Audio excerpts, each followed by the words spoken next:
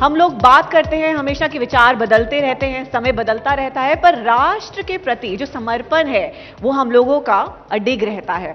राष्ट्र निर्माण केवल बाहरी बदलावों से नहीं बल्कि आंतरिक विकास और विचारों की निरंतर मंथन से ही संभव हो सकता है। आरएसएस एक ऐसा ही संगठन है जिसने समाज और राष्ट्र निर्माण में कई दशकों से, कई तरीकों से योगदान दिया है। And today, as we evolve as a nation and as citizens, the RSS is also evolving and adapting to times that are certainly changing. Today, we are joined by Shri Arun Kumar ji, Seh Sarkaryavah of the RSS, who will take us through the journey of this evolution, how the organization has adapted to changing times, its vision for the future and its role in shaping the India of tomorrow. तो जोरदार तालियों के साथ स्वागत करें श्री अरुण कुमार जी का। Please join us on stage sir. और मैं मेघा प्रसाद से दरख्वास्त करूंगी to kindly join us on stage as well and take lead as the moderator. Please join us on stage.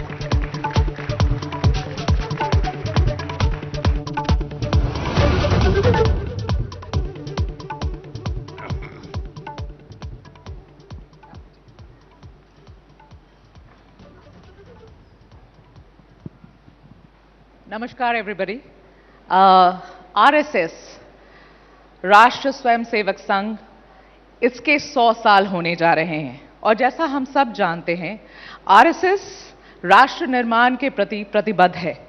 मगर संघ की एक और खूबी है जो मैं आज आपको बताना चाहती हूं। संघ अपने काम नहीं गिनाता है, संघ अपने कार्यों की कभी चर्चा नहीं करता है। ऐसे में संघ के एक वरिष्ठ पदाधिकारी, वो भी संघ के सह सरकार्यवाह का आज हमारे मंच पे होना एक बहुत बड़ी बात है। अरुण जी, आपने हमारी रिक्वेस्ट मांगी, आपने अपना स्केड्यूल चेंज किया, आप जम्मू से मुंबई आए हमारे इवेंट में शिरकत करने के लिए। इसके लिए we are really grateful to you. हम आभारी हैं आपके सर। मैं भी धन्यवाद करता हूं आप सबका कि आप सबके माध्यम से मुझे अपनी बात कहने का अवसर प्राप्त हो रहा है। आप लोग कहते ही नहीं है सर, आपको यहाँ लाना इज अ चैलेंज, बट आप आ गए हैं सर और आप हमारे मंच पर हैं। तो आज आपके माध्यम से हम आरएसएस को सही तरीके से समझने की कोशिश करेंगे और इसीलिए आज के सेशन का थीम हमने रखा है अंडरस्टैंडिंग आरएसएस। तो सर, आपके परमिशन से शुरुआत करना चाहती हूं मैं। Keeping with the theme, my first question to you, Arun ji, is this: कि RSS as an ideology, RSS as an organization, and RSS in action, RSS एक विचारधारा, एक संगठन और अपने कार्य में कैसी है, ये विस्तार से समझाएं। तो संघ को समझना है तो संघ के विचार, संगठन और कार्य तीनों को समझेंगे तभी सबके ध्यान में आता है। मैं एक अनुरोध सब लोगों को करता हूं कि संघ को संघ की आंखों से देखिए और संघ की आंखों से ही समझने का प्रयास कीजिए। हमारा ये समस्या एक ही है कि संघ का एक परसेप्शन सब जगह पहले पहुंचा, संघ बाद में पहुंचता है और उसके कारण से जब हम पहुंचते हैं तो बहुत तरह के प्रश्नों के उत्तर देने पड़ते हैं। लेकिन एक बड़ा आनंद रहता है कि प्रश्न कितने भी हों, एक बार जो जहां तक हम पहुंचते हैं, जो संघ के निकट आता है, फिर वो संघ का हो जाता है, फिर हमें उसमें कुछ कठिनाई नहीं आती।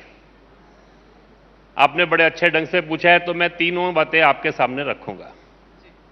संघ के विचार को समझना है तो एक सिंपल वाक्य के अंदर है, उसी में एक शब्द ऐसा है जिसको लेकर बहुत मिसअंडरस्टैंडिंग भी होती है।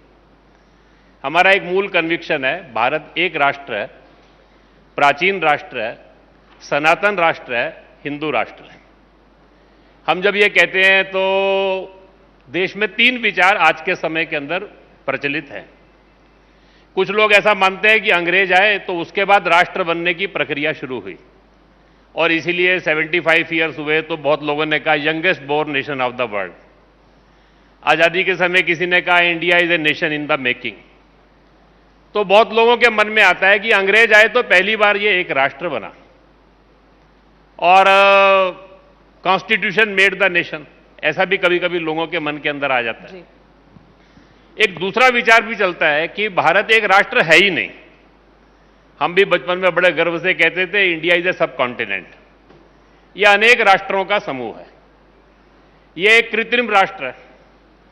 ये जो सारा वेस्टर्न नेशन स्टेट का जो माइंडसेट है, ये जो यूरोपियंस भारत के अंदर आए, जहां पर नेशन का एक कंसेप्ट था कि नेशन यानी एक लैंड मास, वहां पे रहने वाली एक रेस, उस रेस की अपनी एक लैंग्वेज, एक रिलीजन और आपस के हित संबंधों को और सर्व करने के लिए एक एडमिनिस्ट्रेटिव सेटअप। ये 5 बातों से मिलकर नेशन बनता है। Nation of French people, nation of German people, nation of English people. Bharat में आए तो उनको ध्यान में आए इतनी भाषाएं, इतनी विविधताएं, तो ये एक राष्ट्र नहीं हो सकता।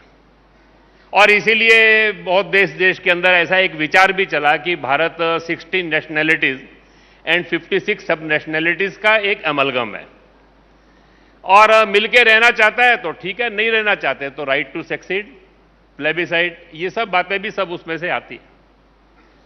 हमारा ये मानना है कि ये दोनों विचार ये गलत है। भारत एक राष्ट्र है, हमारा राष्ट्र दुनिया के बाकी राष्ट्रों से अलग है। हमारे राष्ट्र का एक वैशिष्ट्य है, उसको भारत की निगाह से समझना पड़ेगा। हमारा जब राष्ट्र की बात करते हैं तो पीपल आर द नेशन। हम जब राष्ट्र की बात करते हैं तो state is not, Rabindranath Tagore कहा करते थे कि society is at the centre of the root of the nationhood of और भारत। और वेस्टर्न का जो नेशनहुड जो है उसके रूट में स्टेट है। तो भारत को समझना है तो भारत में ये एक ऐसा देश है, वेदों के काल से या राष्ट्र की अवधारणा रही, राष्ट्र का कंसेप्ट रहा। वेदों में, महाभारत में, रामायण में और हर कालखंड के अंदर यह राष्ट्रभाव इस देश के अंदर था। राष्ट्र पहले आया, राज्य बाद में बना, और राज्य समय के अनुसार बनते गए। आवश्यकता के अनुसार हमारे देश में राज्य का स्वरूप भी बदलता गया। और अगर राष्ट्र की बात करनी है तो भारत एक ऐसा राष्ट्र है कि जिसकी thousands of years of continuous living एक जर्नी है। कोई पूछे काशी का इतिहास कितना पुराना है, उज्जैन का कितना पुराना है, कांची का कितना पुराना है, तो एक बात तो निश्चित है कि दुनिया में कोई और नगर की ऐसी लिविंग कंटिन्यूअस जर्नी नहीं है जैसे इनकी है। और ये चिरंतन राष्ट्र है, सनातन राष्ट्र है। आप रामायण को पढ़िए, महाभारत को पढ़िए, मैगस्थनीज को पढ़िए, फाइयान को पढ़िए, और वहां से आने तक अंग्रेज के यूरोपियंस को पढ़िए। पीछे एक मीनाक्षी जैन जी ने पुस्तक लिखी, एज दे सा भारत, 4 वॉल्यूम्स के अंदर है। उसको पढ़ेंगे तो ध्यान में आएगा हम सब लोगों को। 600 से ज्यादा विदेशी ट्रेवलर्स को उन्होंने वर्णन किया। सबने एक ही बात कही, सारे देश के अंदर विविधताओं की, भाषाएं अनेक, खान पान अनेक, लेकिन राष्ट्र एक। तो पीपल मेड द नेशन। और हिंदू जो है ये रिलीजन नहीं है। हम जब हिंदू कहते हैं तो इट इज अ टर्म जो ये मानती है मातृभूमि के प्रति श्रद्धा, सब ईश्वर को प्राप्त करने के मार्ग सच्चे मार्ग हैं, सबको अपने अपने मार्ग पे चलने की स्वतंत्रता है। इसको जो कहते हैं ये एक हमारा नेशनहुड है, वो हिंदूनेस है। हिंदू ये रिलीजन की निगाह से नहीं देखना। दूसरी बात है, हमारे समाज जीवन के अंदर बहुत उत्थान पतन आए।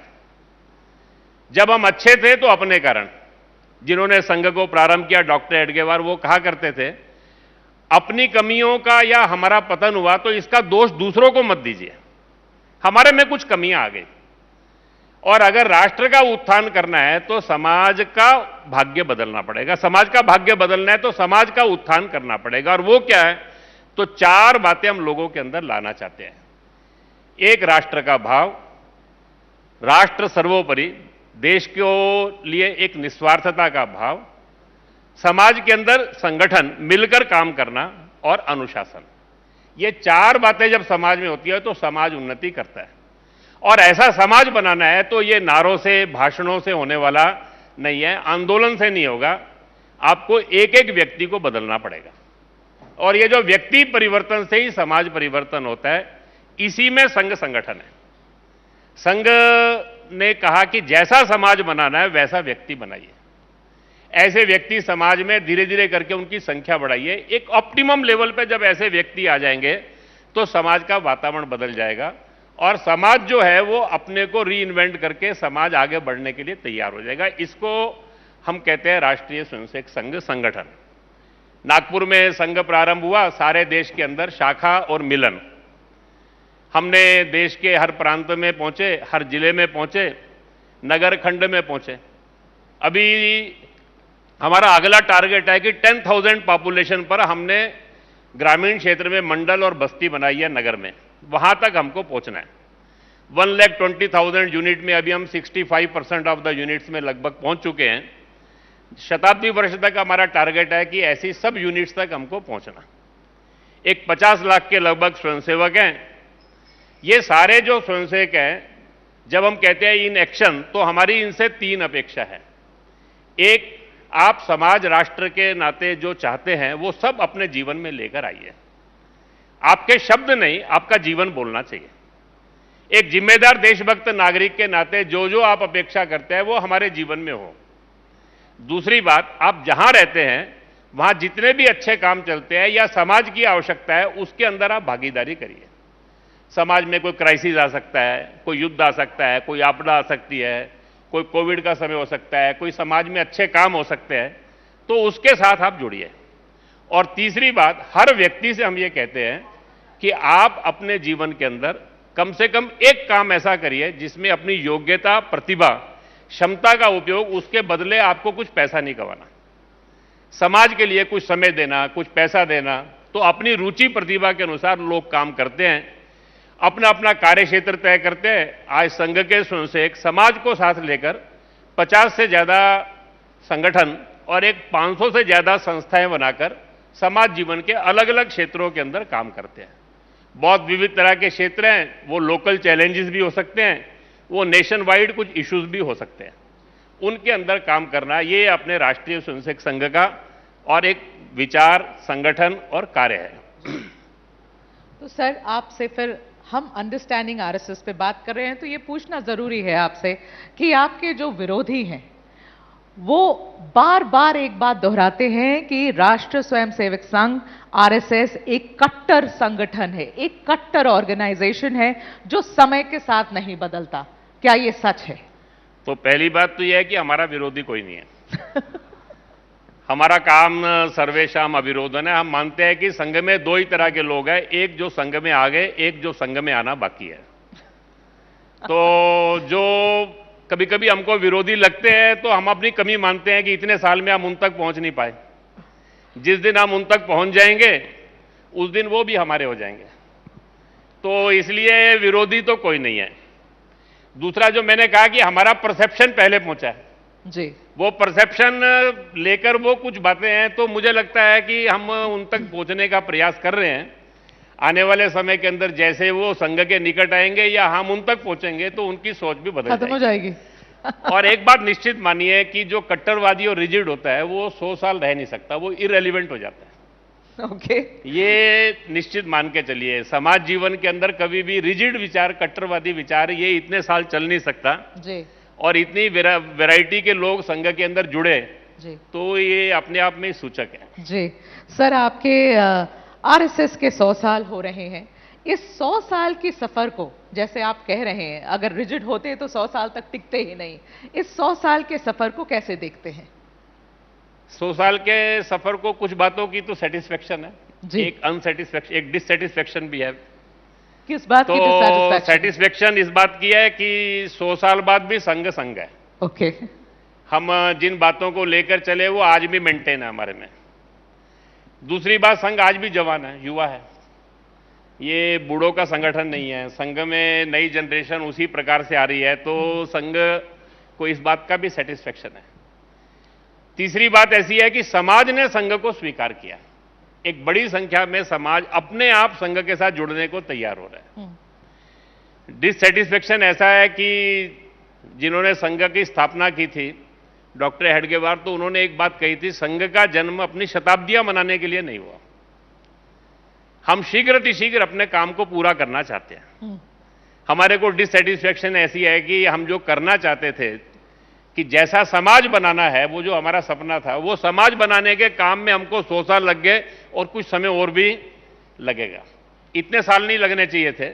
एक ही डिससेटिस्फेक्शन हमें है तो अभी जहां तक पहुंचना था संघ वहां नहीं पहुंचा है। लेकिन सर, इन 100 सालों में, जैसे आपने समाज की बात करी, इन 100 सालों में हमारे समाज ने भी कई बदलाव देखे हैं।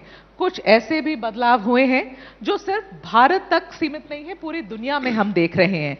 लेकिन जब भारत की हम बात करते हैं, समाज में बदलाव की बात करते हैं, तो ये बताना चाहूंगी कि राष्ट्रवाद की जो भावना हम पिछले कुछ सालों में भारत में हमने देखा है, लोग बहुत आकर्षित हो रहे हैं राष्ट्रवाद की भावना की तरफ। सनातन की बातें कर रहे हैं, सनातन की तरफ झुकाव हो रहा है, तुष्टीकरण की राजनीति को वो नकार रहे हैं। ये जो बदलाव समाज में पिछले कुछ सालों में हम लोगों ने देखा है, इसकी वजह संघ क्या देखता है?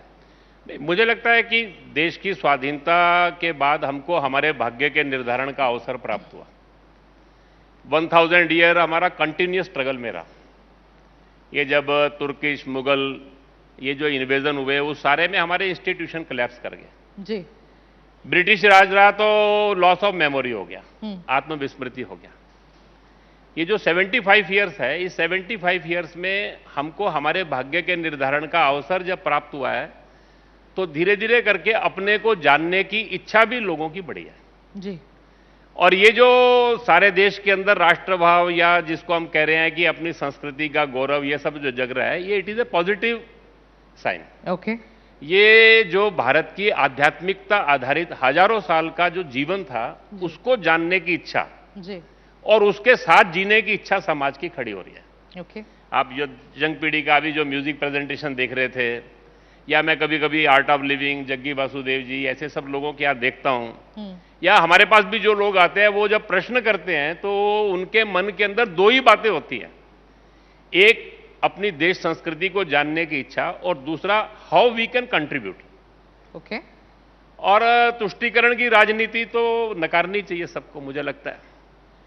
ये जो मॉन्टेमिर्लो अवार्ड से लेकर, खिलाफत से लेकर जो अपीजमेंट की पॉलिसी चली, उसका कारण देश का विभाजन हुआ जी। बहुत अनफॉर्चुनेट था। हजारों साल राज्य दूसरों का रहा, राष्ट्र बटा नहीं। पहली बार भारत का विभाजन जो है, ये 47 में हुआ due to this politics of appeasement.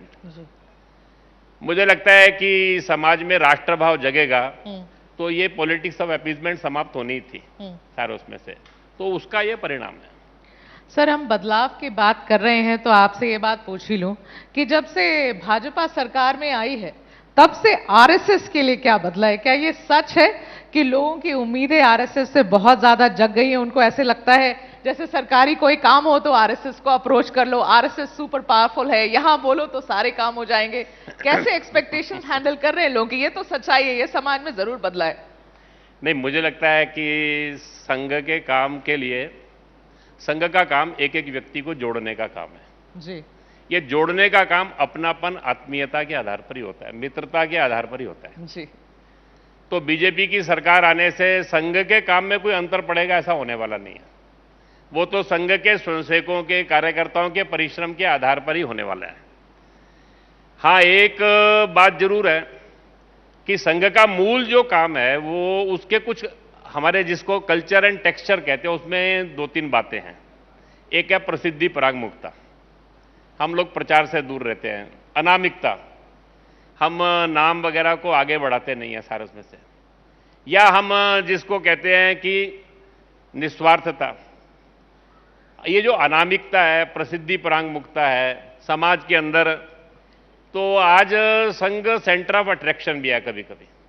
तो बहुत सारी बातें ऐसी मीडिया में छपती रहती हैं जिनके कारण से, जिनका संघ से कोई संबंध होता नहीं है। ऐसे सब बातों के भी प्रश्नों का उत्तर हमको देना पड़ता है। ये थोड़ी हमारी कठिनाई बढ़ गई है।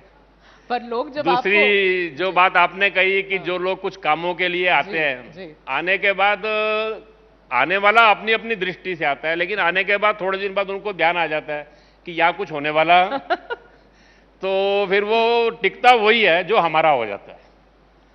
वो आने वाला हर भाव से आता है। बाकी एक जरूर हम करते हैं कि ऐसे सब लोग अगर कुछ जेन्युइन बातें ऐसी बताते हैं तो राजनीतिक क्षेत्र में अपने स्वयंसेवक जो काम करते हैं उन तक हम जेन्युइन बातें पहुंचाते भी हैं। लेकिन लोगों के व्यक्तिगत काम, ये सारी अपेक्षाओं से सामान्यतः इन सब में संघ जाता नहीं है। जो लोग आते हैं वो थोड़े दिन में उनको ध्यान में आ जाता है कि यहाँ ये हम थोड़ा गलत दरवाजे पर आ गए, समय खराब कर लिया, फिर वो अपने सही रास्ते को ढूंढना प्रारंभ कर देते हैं। अच्छा, वो हमें ज्यादा दिक्कत नहीं है। ओके। नाउ अरुण जी, एक शब्द है परसेप्शन, और ये बड़ा प्रभावी शब्द है, और परसेप्शन हमारे समाज में ज्यादातर मीडिया ही बनाती है। इसलिए मैं दुनिया की एक जानी मानी मैगजीन इकोनॉमिस्ट, उन्होंने हाल फिलहाल संघ के ऊपर एक आर्टिकल लिखा। शीर्षक उस आर्टिकल का था inside the RSS, the world's most powerful volunteer group. Economist ने लिखा था ये, और बहुत पॉपुलर हुई ये आर्टिकल। मैं उस आर्टिकल से एक एक्सर्प्ट पढ़ना चाहती हूँ, फिर आपसे सवाल पूछना चाहती हूँ। उन्होंने इस आर्टिकल में ये लिखा, to be close to the RSS is to be close to power. A former head of India's space agency was in the audience, as was at least one billionaire. And if Mr. Bhagwat's speech echoed themes beloved of India's Prime Minister, Mr. Modi, that is because he is one of the club. He joined the RSS when he was 8 and was a full-time RSS pracharak until he entered politics in his 30s. Since being elected Prime Minister in 2014, Mr. Modi has filled his cabinet with RSS men. आप इसका क्या जवाब देंगे? मोदी जी ने अपने cabinet में RSS के लोगों को भर दिया है, यही है एक्यूजेशन। तो मोदी जी का प्रधानमंत्री बनना ये जनसंघ और बीजेपी की 1951 से लेकर 2014 की साधना का परिणाम है जी। 63 इयर्स की उनकी जर्नी है जी। एक पॉलिटिकल पार्टी के नाते एक पॉलिटिकल पार्टी का जन्म हुआ। पहले इलेक्शन में रिकॉग्नाइज नेशनल पार्टी बनी, 4 सांसदों से वो शुरू हुए और वहां से चलते हुए 2014 में वो बने। तो मुझे लगता है कि ये जो उनकी साधना है पार्टी की, उसका ये परिणाम है। और Modi ji filled his cabinet with the persons. ये जो हमारा डेमोक्रेटिक सिस्टम, पार्लियामेंट्री सिस्टम है, उसके जो इलेक्टेड लोग हैं उनको उन्होंने भरा है। वो कोई आरएसएस के लोगों को नहीं भरा उन्होंने। जो इस पार्लियामेंट्री डेमोक्रेटिक सिस्टम में से चुनकर आए उनको उन्होंने लिया है। They are representative of people. People have voted them, people have selected them. Out of those selected, Modi ji have selected his cabinet. Yes. तो इतना ही हमको मान के चलना चाहिए सारे उसमें से। और संघ के निकट आने जो लोग आते हैं, जो आपने कहा बहुत सारे लोग आते हैं, वो हमारी संघ की साधना है। हमारा संघ का एक संपर्क विभाग है, आउटरीच है। मान लो आज हमारे कार्यक्रमों में कोई इंडस्ट्रियलिस्ट आता है या स्पेस साइंटिस्ट आता है, तो वो 5 साल 10 साल की हमारी साधना होती है जी। हम वर्षों से उनको संपर्क करते हैं, उनके साथ संबंध बनाते हैं, हम कांटेक्ट करते हैं, फिर उनके साथ कम्युनिकेशन करते हैं, फिर हम उनके साथ रिलेशंस कल्टीवेट करते हैं, फिर उनको संघ के निकट लाते हैं। वो उसके कारण से संघ के कार्यक्रम में आते हैं। Okay. Not due to this power change. वो सब लोग जो है, और ये प्रक्रिया हमारी आज से नहीं है जी। जिस समय बीजेपी पावर में नहीं थी उस समय भी ये प्रक्रिया चलती थी जी। अभी हमारे पास कार्यकर्ता ज्यादा है तो हमारा आउटरीच ज्यादा है जी। जिस समय संघ छोटा था तो हमारा आउटरीच ये कम था। ये संघ के काम का हिस्सा है। मुझे लगता है कि जो लोग संघ के कार्यक्रमों में ऐसे सब आते हैं वो इसलिए नहीं आते कि they want to come near the power through RSS. Okay. वो हमारे संघ के संबंधों के परिश्रम के कारण से आते हैं। दोनों की अपनी अपनी साधना है। और उस क्षेत्र में जिन लोगों ने काम किया है वो मोदी जी की कैबिनेट में चले गए। संघ में जो लोग काम कर रहे हैं उनके काम के परिणाम के कारण से संघ आगे बढ़ रहा है। सर ऐसा है, इतने कार्यों की बातें आप कर रहे हैं, कितने आप लंबी साधना की बात करते हैं, लोगों के साथ रिलेशनशिप कल्टीवेट करने की बात करते हैं। मैं कहूंगी कि समाज में कई तरह के काम करती है संघ। कहीं आदिवासी लड़कियों के लिए स्कूल चलाते हैं, कहीं आप स्पेशली एबल्ड लोगों के लिए संस्था चलाते हैं। लेकिन सब करते हैं आप लोग, तो चुपचाप क्यों रहते हैं? उसके बारे में बोलते क्यों नहीं है? क्यों नहीं बताते हैं? उसमें एक कारण ऐसा है, 2 बातें उसके पीछे हैं। एक है man making, nation building. Man making संघ करता है। समाज के काम में हम समाज के सहयोग से काम करते हैं, केवल हम नहीं करते। तो बहुत समाज का तरह तरह के सहयोगों से ही ये समाज के सब काम चलते हैं, चाहे किसी भी फील्ड में हो। तो अकेले संघ श्रेय लेगा तो ये अच्छी बात नहीं है। हम इनिशिएट करते हैं, समाज के लोगों को साथ जोड़ते हैं, समाज की बहुत सारी संस्थाओं का भी सहयोग लेते हैं, उनके साथ मिलकर हम काम करते हैं। तो हम कहें कि संघ ने ऐसा किया, ऐसा हम कभी नहीं कहेंगे, क्योंकि उसमें सबका कंट्रीब्यूशन है। ओके। दूसरी बात, हमारा संघ का मानना है कि काम करते हैं तो उसका प्रचार होता ही है। जितना काम होगा उतना प्रचार होगा, काम से ज्यादा प्रचार करने की कोशिश नहीं करनी चाहिए। जब काम से ज्यादा प्रचार हो जाता है तो अपेक्षाएं बढ़ जाती हैं, तो समस्याएं भी बढ़ती हैं।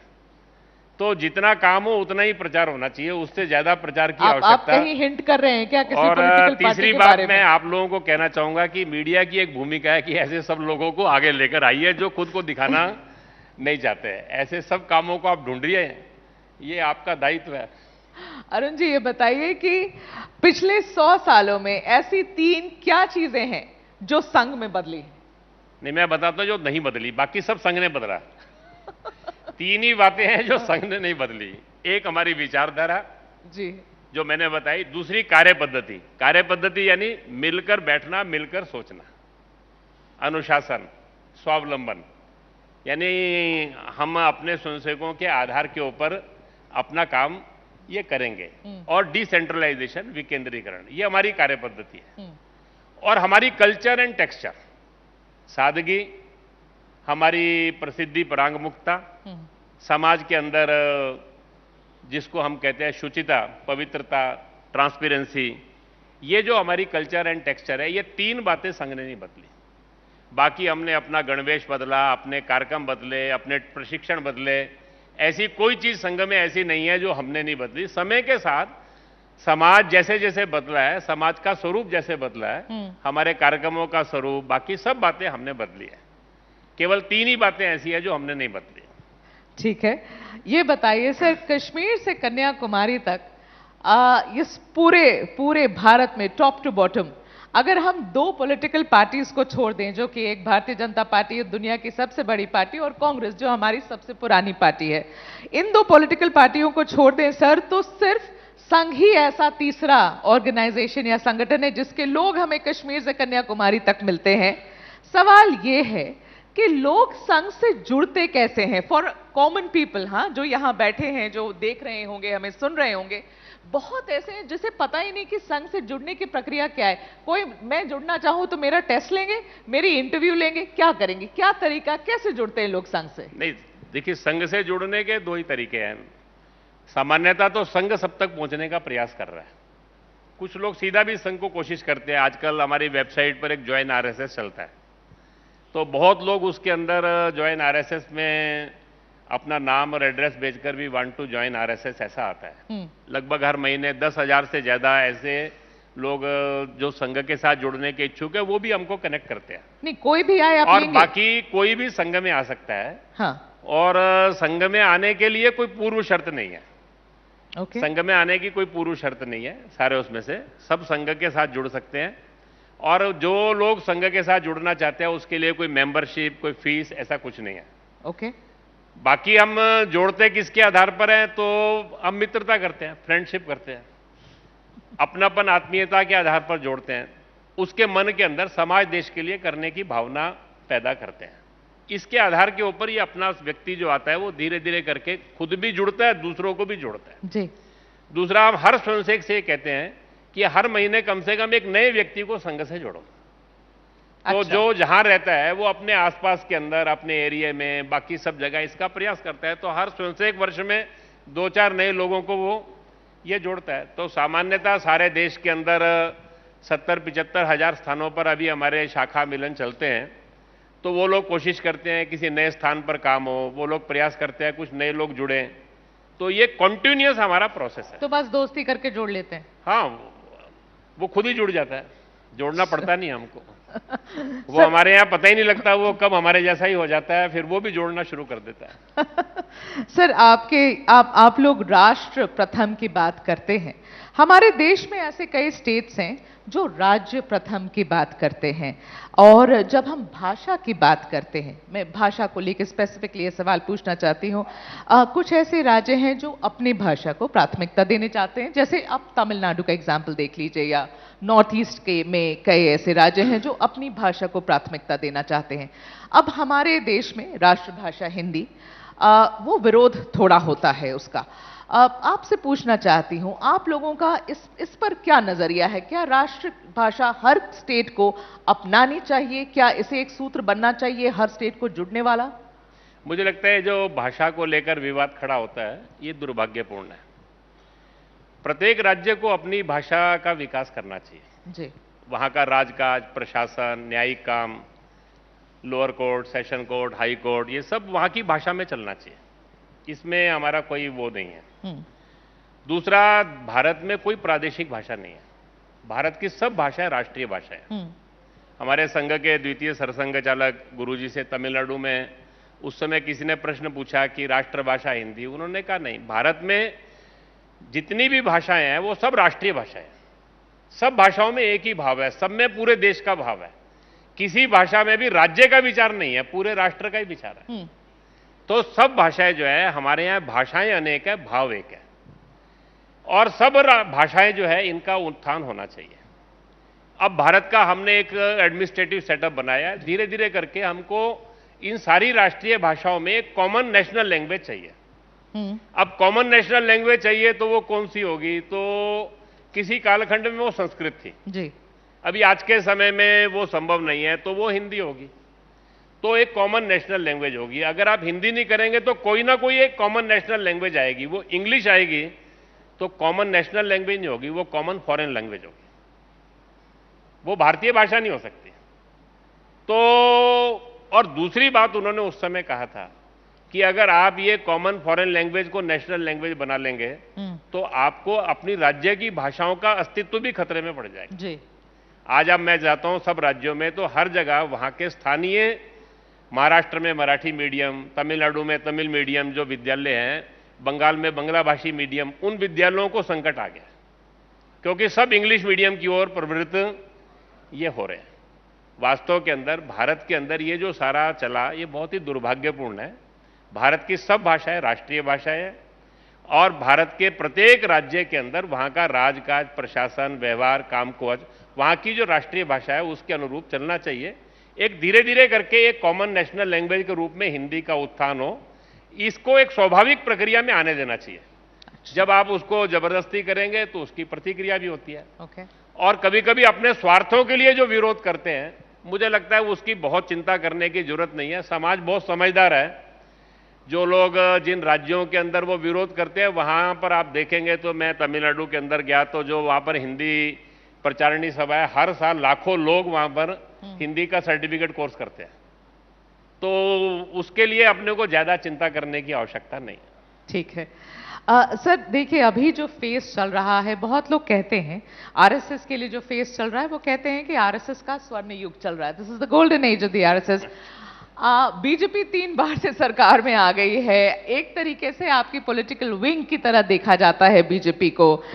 तो सवाल ये है कि एजेंडा पे जो आरएसएस के थे सारी चीजें, क्या वो पूरी हो गई हैं या कुछ चीजें आरएसएस की हैं जो अभी भी एजेंडा पे बाकी हैं? तो देखो, जहां तक एजेंडे की बात है तो वो तो बीजेपी का अपना एजेंडा था। जनसंघ का जन्म ही आर्टिकल 370 से हुआ था। जनसंघ का पहला रेजोल्यूशन जो पारित हुआ वो अनुच्छेद 370 को समाप्त करना था। राम मंदिर का निर्माण बीजेपी ने 1987 में पालमपुर रेजोल्यूशन में किया। तो मुझे लगता है कि ये उनका एजेंडा है जो उनको पूरा करना चाहिए था। वो जब उस क्षमता उनकी हुई, सामर्थ्य हुआ। मैं जम्मू कश्मीर में बहुत साल रहा। जम्मू कश्मीर के लोग मानते थे जिस दिन लोकसभा राज्यसभा में मेजोरिटी हो जाएगी उस दिन 370 चला जाएगा। बाकी देश में कुछ कंफ्यूजन हो सकता है, जम्मू कश्मीर के लोगों को कोई कंफ्यूजन नहीं था इसको लेकर। वो हो गया, वो उनका पार्टी का एजेंडा था। बाकी भारत का स्वर्णिम काल और संघ का स्वर्णिम काल ये दोनों अलग नहीं है। जब भारत का स्वर्ण काल आएगा तो संघ का भी स्वर्ण काल आएगा, वही हमारा स्वर्ण काल होगा। जब पूर्ण विकसित, वैभव संपन्न, एक सशक्त, विश्व के प्रति अपनी जिम्मेदारी पूरा करने वाला, जिसको हम विश्व गुरु कहते हैं, ऐसा भारत खड़ा होगा, वो भारत का स्वर्ण काल होगा, वही संघ का स्वर्ण काल होगा। उसी के लिए हम काम कर रहे हैं। तो बीजेपी की वजह से ये स्वर्ण काल नहीं चल रहा है आरएसएस का? नहीं, मैंने फिर वही कहा कि संघ का स्वर्ण काल भारत के स्वर्ण काल से जुड़ा हुआ है। सर ऐसा हमारे यहां एक गीत गाते हैं, पथ का अंतिम लक्ष्य नहीं है सिंहासन चढ़ते जाना। तो सिंहासन चढ़ना ये हमारा लक्ष्य नहीं है। सब समाज को लिए साथ में आगे है बढ़ते जाना। हम पूरे समाज को एक एकात्म देशभक्ति से ओतप्रोत जाति भेदों से ऊपर उठकर इस भारत माता की संतान प्रत्येक मेरा सगा भाई इस भाव के साथ अपने देश के लिए जीने वाला समाज खड़ा हो और वो समाज अपने राष्ट्र को परम वैभव शक्तिशाली बनाकर विश्व कल्याण के अपने लक्ष्य को कृण्वन्तो विश्वमार्यम के लक्ष्य को पूरा करने वाला बने। वो जब होगा तो वो संघ का स्वर्णकाल होगा, वो भारत का स्वर्णकाल होगा। भारत और संघ ये अलग नहीं है। संघ को हम संस्था नहीं मानते। हम संघ यानी goal of RSS is to transform the society. हम संघ नहीं बना रहे, हम समाज बना रहे हैं। हम ऐसा समाज बनाना चाहते हैं, ऐसा समाज बनेगा तो वो स्वर्णकाल होगा। तो सर, भारत में हमारे समाज में, और आप विश्व कल्याण की बात कर रहे हैं, भारत में तो हम ये कहते हैं वसुधैव कुटुंबकम, ये हम सदियों से कहते आ रहे हैं। लेकिन अब कुछ प्रॉब्लम ऐसी देखी जा रही है, सिर्फ भारत से इनफैक्ट मुझे लगता है कि ज्यादा अब्रॉड में ये प्रॉब्लम्स देखी जा रही हैं, जहां ऐसा लगता है कि दूसरे देशों में बाकी देशों के लोगों के लिए टॉलरेंस कम हो गई है। और जैसे यूनाइटेड स्टेट्स, यूनाइटेड किंगडम, ये दोनों जगह में ये भाव आने लगे हैं कि बाहर के जो लोग आते हैं वो उनका हक मारते हैं। कई जगह सर डेमोग्राफी चेंज भी देखी गई है, ये रेजिस्टेंस हो रहा है लोगों के लिए और कई भारतीयों को भी दिक्कत हो रही है। क्या इंडिया फर्स्ट जैसे यूएस फर्स्ट अभी नारा लगा, ट्रंप जब आए तो उन्होंने ये मेकिंग अमेरिका ग्रेट अगेन का नारा दिया, अमेरिका फर्स्ट का नारा दिया, क्या भारत में भी ये हमें करना चाहिए? ये एक बड़ी प्रॉब्लम है, इसे संघ कैसे देखता? This is a tolerance intolerance problem. मुझे लगता है थोड़ा ये हर देश का पर्सपेक्टिव अलग अलग है जी। थोड़ा यूरोप, यूएस, उन देशों के अंदर इमिग्रेंट आए, शरणार्थी बन के आए। आने के बाद वहाँ चाहिए ये था कि जिस जगह वो गए, जिन्होंने उनको शरण दी, उनकी परंपरा, रीति नीति, उनके साथ वो मिक्स होते हैं, उनकी परंपराओं के प्रति एक अच्छा भाव रखते हैं। उसके स्थान के ऊपर उन्होंने वहाँ मिक्सअप होने के स्थान के ऊपर वहाँ पर रूल ऑफ शरिया या ये सब बातें जब प्रारंभ की तो उसका एक रिएक्शन वहाँ पर है जी। दूसरा क्या है कि वहाँ जो लोग आए वो सब अलग देशों से आए, वो सेपरेट एथनिसिटीज के लोग थे। वो उनका जो प्रॉब्लम है वो थोड़ा अलग प्रकार का है। बाकी अमेरिका, हर देश जो है जिस रास्ते पर चलता है उस रास्ते पे चलने के बाद उनको जो कठिनाइयां हैं उसमें से वो रास्ते ढूंढ रहे हैं, सारे उसमें से उनको अपने को मेंटेन रखना, उसके लिए वो विचार कर रहे हैं। मुझे लगता है हर देश का पर्सपेक्टिव अलग होता है। भारत को भारत के परिप्रेक्ष्य में सोचना है। ओके। भारत में पहली बात यह है कि मुसलमान, ईसाई ये अधिकांश भारत के ही रहने वाले हैं, हमारे लोगों में से मतांतरित हुए और वो इस देश के लोगों के साथ उसके अंदर कुछ भाव खड़े होते हैं तो वो भाव को कैसे ठीक करना, लेकिन वो हमारे ही लोग हैं, ये बात हमारे ध्यान में रहनी चाहिए। वहां सेपरेट एथनिसिटीज हैं, यहां मेजोरिटी ऑफ पीपल जो है वो बाहर से नहीं आए, तो आप उसको थोड़ा अलग ढंग से देखिए। दूसरा, हर राष्ट्र के अंदर उस राष्ट्र के प्रथम के बारे में सोचना, ये मुझे लगता है कि ये कोई वो नहीं है, इसको हमको मान के चलना चाहिए कि प्रत्येक देश को अपने देश के हित का विचार करना ही चाहिए, लेकिन वो देश के हित का विचार करते हुए दूसरों के प्रति जो है द्वेष भाव रखना, ये रखना, वो उसको नहीं चाहिए। ये उसके मन के अंदर स्पष्ट रहे तो राष्ट्र हित के नाते सोचना कोई गलत नहीं है सारे में।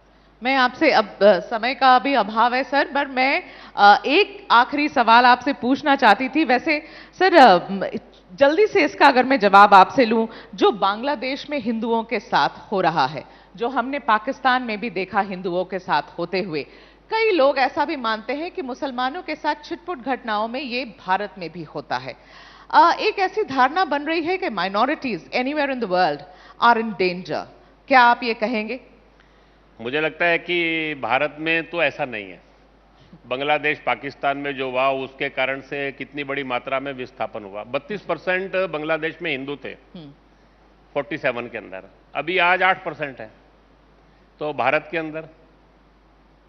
अंदर 8%, 9% थे, आज वो 14%, 15% है जी। तो आप तुलना कैसे कर सकते हैं? पाकिस्तान के अंदर जब पाकिस्तान बना तो वहां माइनॉरिटीज की संख्या क्या थी? आज उनके साथ ब्लेस्फेमी के बाकी सब इक्का दुक्का कहीं कोई घटना घट गई उसको उससे जोड़कर जनरलाइज करना मुझे लगता है कि ये ठीक नहीं है सारे उसमें से। जो बांग्लादेश पाकिस्तान के अंदर हिंदू समाज के साथ हुआ वो भारत के अंदर, क्योंकि भारत का जो स्वभाव है उस स्वभाव में मत पंथ के आधार के ऊपर, क्योंकि हम सब मार्गों को सच्चा मार्ग मानते हैं जी। दुर्भाग्य ऐसा है कि इसको कभी कभी लोग हमारी उदारता को हमारी कमजोरी भी समझते हैं। उसके कारण से कुछ कठिनाइयां आती हैं सारे उसमें से, लेकिन उसको भी हमको निकालना है सारे में से। उसके भी रास्ते हम निकालेंगे धीरे धीरे करके। अपने देश के संविधान के अंतर्गत हम इन सब विषयों का समाधान भी करेंगे। लेकिन बांग्लादेश पाकिस्तान में जो हिंदू समाज की या क्रिश्चियंस की या बौद्धों के साथ जो हुआ उसकी तुलना आप भारत के अंदर रहने वाले बाकियों के साथ नहीं कर सकते। मुझे लगता है दोनों की तुलना गलत है। बाकी दुनिया के हर देश का मैंने पहले ही कहा कि पर्सपेक्टिव अलग है, उसके अनुसार वहां जैसा जैसा है उसके अनुसार हमको सोचना चाहिए। ओके, जनरलाइज नहीं करना चाहिए। ओके, मेरा आखिरी सवाल सर ये आपसे, और ये कल ही प्रधानमंत्री जी ने कहा है इसलिए ये सवाल पूछ रही हूं। नरेंद्र मोदी जी ने कल कहा कि आरएसएस एक वट वृक्ष के रूप में है, एक वट वृक्ष है, ऐसा कहा उन्होंने ये कहा कि आरएसएस ने लाखों लोगों को देश के लिए जीने की प्रेरणा दी है। आरएसएस, तो ये सवाल आपसे सर कि फिर आरएसएस को कैसा लगता है जब उनके बीच का एक स्वयंसेवक प्रधानमंत्री बन जाता है? और मैं फिर यही बात दोहराऊंगी कि हमने ये कहा कि आपके बीच का कोई आज देश को लीड कर रहा है, क्या ये स्वर्ण युग नहीं है आरएसएस का? नहीं, मुझे लगता है इसमें हमें गर्व और आनंद की अनुभूति होती है, दोनों की होती है। हमें गर्व भी होता है, आनंद भी होता है। हमारे साथ रहा हुआ एक स्वयंसेवक अपने जीवन के अंदर अपने अपने क्षेत्र में शीर्ष पर पहुंचता है जी, तो उसका आनंद होता है और गर्व तो होता ही है स्वाभाविक के तौर पे उसके ऊपर। वो फीलिंग हमारी है। और ये भी एक कल्पना संघ की है कि ये सारा करते समय मैं सब लोगों को हमेशा कहता हूं कि संघ को समझना है। तो जब संघ प्रारंभ हुआ था तो डॉक्टर साहब ने एक ही बात कही थी, हम जैसा भारत बनाना चाहते हैं वैसा भारत बन गया और ये भारत संघ ने बनाया। ऐसा अगर इतिहास में कहीं दर्ज हो गया तो हम असफल हो गए। संघ को अपना नाम इतिहास में अमर नहीं करना, ऐसा संघ के मन में बिल्कुल भी कल्पना नहीं है। इसीलिए जो मैंने पहले कहा कि संघ कभी भी किसी भी बात का श्रेय नहीं लेना चाहता। हम समाज बनाना चाहते हैं, ऐसा समाज जो है वो राष्ट्र बनाएगा। हमारी जो कल्पना है वो समाज बनाने की है। देशभक्ति, अनुशासन, संगठन और निस्वार्थता, त्याग, समर्पण, इसके आधार पर जीने वाला भारत खड़ा करना, ये हमारा काम है। जिस दिन ये भारत बनेगा वो जैसा भारत हम बनाना चाहते हैं वो बनाएंगे। तो वो भारत बनाने का काम समाज का है, वो हमारा नहीं है। और हमारा काम ऐसा समाज बन जाए, ऐसा वातावरण खड़ा करने का है, वो हम करने में लगे हुए हैं। मुझे लगता है कि 100 साल में हम अपने लक्ष्य से अटके नहीं, भटके नहीं, रुके नहीं, लगातार आगे बढ़ रहे हैं। समाज का जिस प्रकार का सहयोग है, बहुत शीघ्र अतिशीघ्र आने वाले समय के अंदर जैसा हम समाज देखना चाहते हैं चित्र, वो हम देखेंगे और उसके बाद भारत का स्वर्णकाल खड़ा होगा भारत के समाज के आधार के ऊपर। आप सब लोगों ने मुझे यहाँ निमंत्रण दिया, मेरी बात सुनी, उसके लिए मैं आप सबका हार्दिक धन्यवाद करता हूँ। आभारी हूँ। Thank you so much sir, आप आए, अपना समय निकाले, और जैसा आप कह रहे हैं स्वर्ण काल का हमें इंतजार करना पड़ेगा, तो वो इंतजार रहेगा। पर आपका बहुत बहुत धन्यवाद। हम मिलकर बनाएंगे। बिल्कुल sir, thank you so much sir.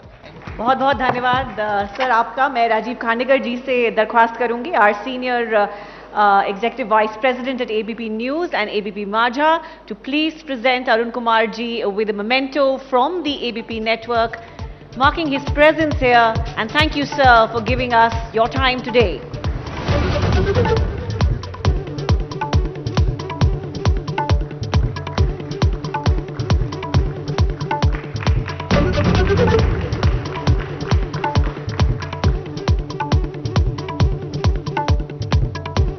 Thank you very much once again. Thank you, sir. Namaskar.